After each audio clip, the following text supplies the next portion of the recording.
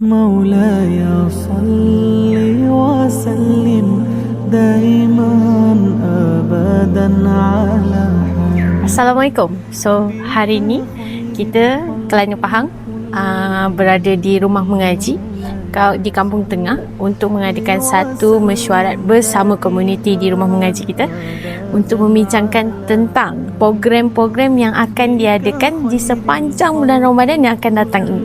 So, untuk tahu apa pendapatan kita tentang projek-projek yang akan Kelana Pahang akan jalankan di rumah mengaji, nantikan. Salam mengakak.